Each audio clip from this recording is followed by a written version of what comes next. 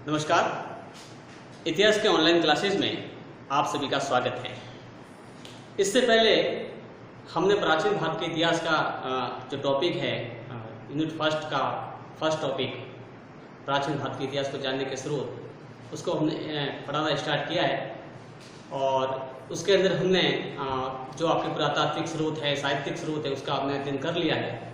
इसी श्रृंखला में उस टॉपिक का ये जो अंतिम भाग है जिसका नाम है वो है विदेशी यात्रियों का विवरण।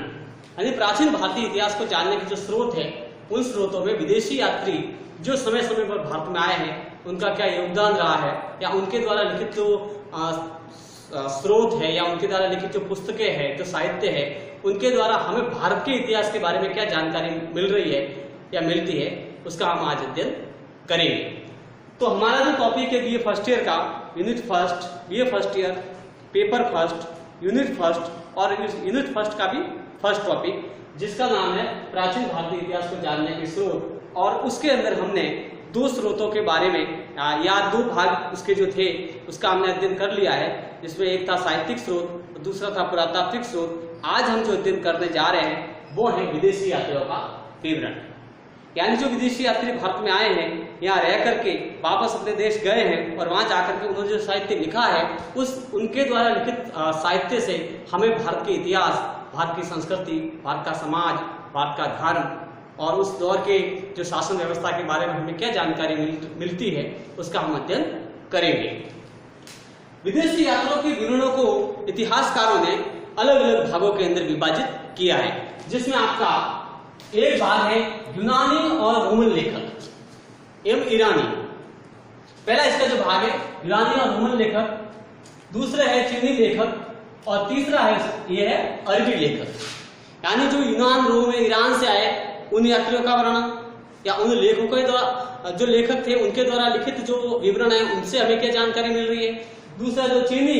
चाइना से जो यात्री भारत में आए हैं और उन्होंने जो भारत के बारे में लिखा है और तत्कालीन समाज, संस्कृति, इतिहास जिसके बारे में भी लिखा है उससे हमें क्या जानकारी मिलती है। इसके अलावा जो अरबी लेखक जो है जो समय समय पर भारत की उन्होंने यात्रा की है और उनके जो लिखित साक्ष्य हैं उनके द्वारा हमें क्या जानकारी मिल रही है उसका हम अध्ययन कर रहे हैं। जो यूनानी रोमन लेखक है उसमें एक नाम आता है टेसियस का, जो ईरान का राजवेद था। अब उसको ऐसे समझिए, ये जो टेसियस है ये ईरान का राजवेद था और उन्होंने भी भारत के बारे में काफी कुछ जानकारी हमें दी है। इसके अलावा हेरोडोटस को इतिहास का पिता माना जाता है और उन्होंने भी भारत के बारे में काफी कुछ जानकारी दी है। उनकी किताब का नाम है हिस्टोरिका, जो 5वीं शताब्दी के उस दौर के भारत और फारस के संबंधों के बारे में हमें जानकारी देती है। इसके अलावा जो नियार्कस, अरिस्टोबुलस, अनेसिक्रिट्स, ये जो लेखक है ये सब सिकंदर के समकालीन थे। सिकंदर ने जब भारत में आक्रमण किया था तो उसका, हालांकि हम सिकंदर के आक्रमण के बारे में आगे चल करके आगे आने वाले वीडियो में पढ़ेंगे, लेकिन उसके समकालीन जो यूनानी लेखक हैं उन्होंने उस दौर के जो भारत के बारे में लिखा है जो हमें ऐतिहासिक जानकारी प्रदान कर सके। इसके अलावा जैसे मेगास्थनीज है, ये सिकंदर के बाद में जो वहां का शासक बना सेल्यूकस, उसका राजदूत था और ये उस दौर का जो मौर्य शासक था चंद्रगुप्त मौर्य, उसके राज दरबार में आया था और उस दौर में उन्होंने जो मौर्य वंशी समाज है और संस्कृति की जानकारी जो हमें देता है उसके द्वारा लिखित जो ग्रंथ है इंडिका, उस इंडिका में हमें जो ये जानकारी मेगास्थनीज, जिसको कहते हैं मेगास्थनीज की इंडिका, और ये सेल्यूकस का राजदूत था और चंद्रगुप्त मौर्य के राज दरबार में आया था और उन्होंने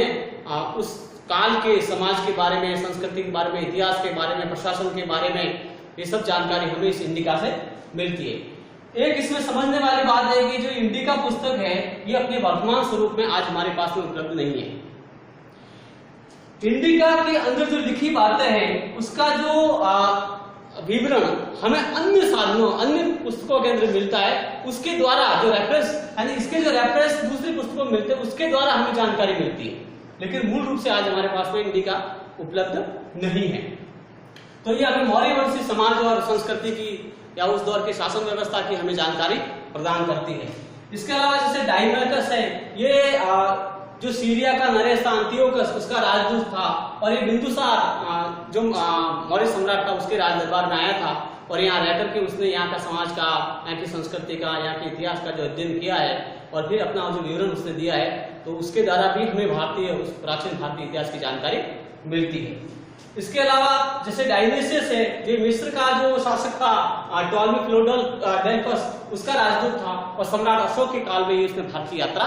की थी। तो ये जो यूनानी रोमन लेखक या ईरानी लेखक हैं और या जो यात्री है, ये उस दौर में भारत में आए हैं और उन्होंने यहाँ आकर के जो हमारे पूरे इतिहास का, संस्कृति का, समाज का, यानी उन्होंने यहाँ जो कुछ भी देखा और जब वो अपने देश वापस गए, वहां जाकर के उन्होंने जो विवरण लिखा है, तो उन विवरणों के आधार पर हमें उस दौर के भारत के इतिहास के बारे में हमें जानकारी मिलती है और उस आधार पर हमारे जो इतिहासकार है वो इतिहास का निर्माण करते हैं। तो ये तो है एक बात, जिसमें ईरानी रोमन लेखक और ईरानी लेखक है कि ये मुख्य ध्यान रखें। इसके अलावा भी बहुत सारे हैं, लेकिन मैं आपको मुख्य जो लेखक है, यात्रियों का आपको विवरण दे रहा हूँ। डिटेल में आपको खुद को भी पढ़ना पड़ेगा पुस्तकों से, तो आपको ऐसे समझना है। इसके अलावा जैसे चीनी लेखक है, ध्यान रखें चीनी लेखकों का ज्यादातर हमें जो वर्णन मिलता है, क्योंकि वो बौद्ध धर्म की जानकारी लेने के लिए या उस पर अध्ययन करने के लिए भारत में आए थे और इनके जो ग्रंथ है ज्यादातर बौद्ध धर्म से संबंधित है और उसमें जो बातें लिखी है वो बौद्ध धर्म के इर्द गिर्द ज्यादा घूमते हैं, लेकिन फिर भी उन्होंने यहाँ के इतिहास के बारे में, यहाँ के जिस दौर में जो यात्री आया है उस दौर में यहाँ का शासक कौन था, उसके शासनकाल के बारे में पूरी जानकारी दी है, उसकी शासन व्यवस्था के बारे में जानकारी दी है, तत्कालीन समाज हमारा कैसा था उसकी में जानकारी दी है। ठीक है, तो ये सारा जो वर्णन हमें चीनी लेखकों से भी मिलता है। जैसे ये फायान है, एक चीनी यात्री था, ये चीनी यात्री भारत में आया था 399 के आसपास, उसने भारत की यात्रा की थी। इसके अलावा जैसे वेंसांग है, ये हर्षवर्धन के शासनकाल में, कन्नौज का जो शासक हर्षवर्धन था, वर्धन राजवंश का शासक, उसके शासनकाल में ये भारत में आया था। और ध्यान रखें इसने नालंदा विश्वविद्यालय के अंदर अध्ययन भी किया था और उन्होंने ग्रंथ लिखा जिसका नाम है ताकांग सियुकी, या इसको सियुकी भी बोलते हैं। सभी यात्रियों के अंदर इसको विशेष स्थान प्राप्त है, क्योंकि इसको प्रिंस ऑफ पिलग्रिम्स बोला जाता है या यात्रियों का राजकुमार बोला जाता है। इसके अलावा जैसे इर्सिंग है, इसने 613 से 715 की मध्य की जो अवधि है उसमें उसने भारत की यात्रा की थी।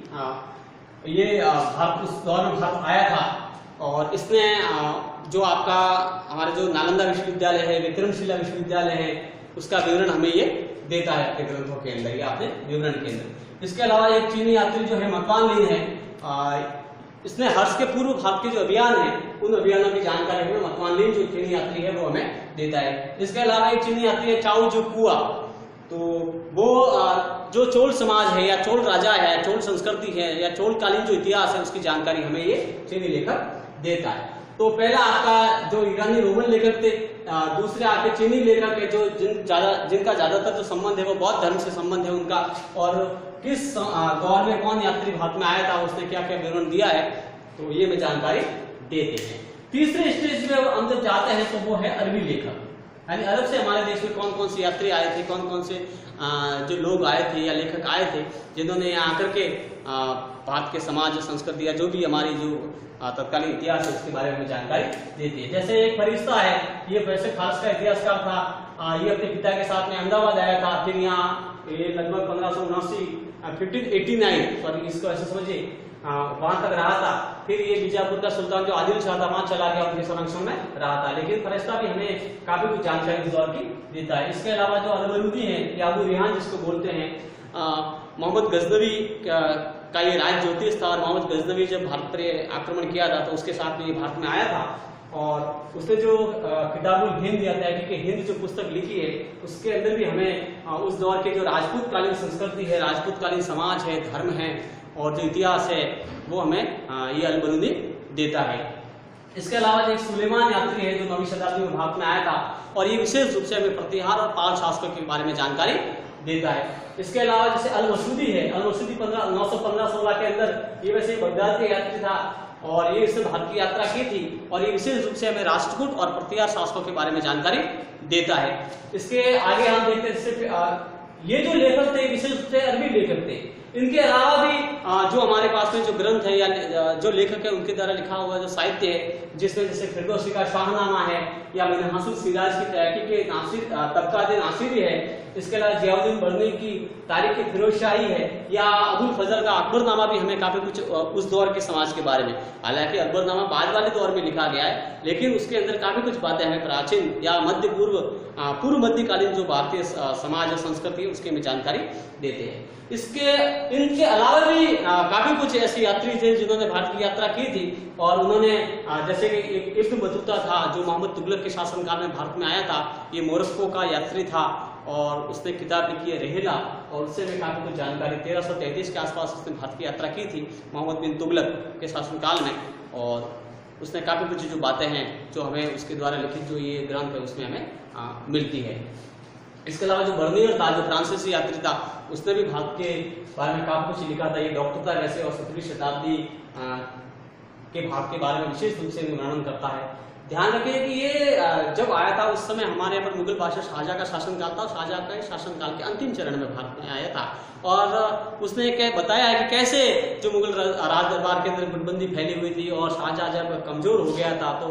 उनके पुत्र गद्दी को हथियाने के लिए किस तरह से आपस में लड़ झगड़ रहे थे, ये हमें जानकारी देता है। तो इस पूरे टॉपिक में हमें जो समझना है, इससे पहले हमने साहित्यिक स्रोतों के बारे में अध्ययन किया है, इसके अलावा हमने